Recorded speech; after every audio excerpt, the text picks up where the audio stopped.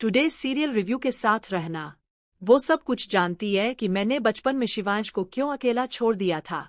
अगर मैंने अब कुछ भी बोल दिया तो किसी का भी चेहरा देखने लायक नहीं रहेगा।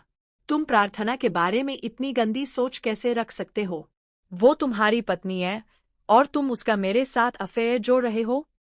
ये बात सुनकर किसी का भी खून खौल जाए, लेकिन वो प्रार्थना है, वो ऐसा कुछ कर ही नहीं सकती।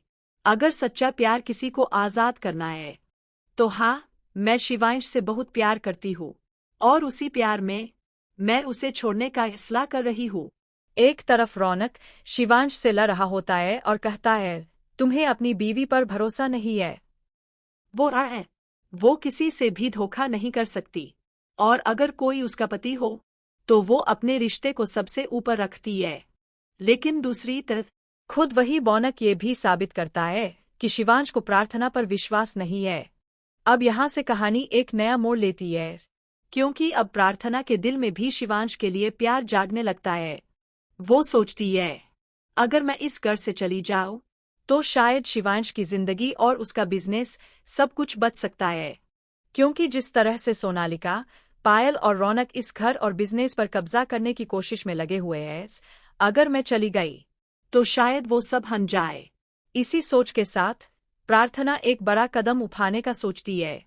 वो अब इस घर को छोड़ने का फैसला कर लेती है।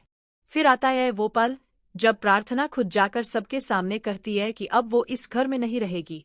लेकिन जैसे ही वो जाने की तैयारी करती है, शिवांश उसे रोकता है।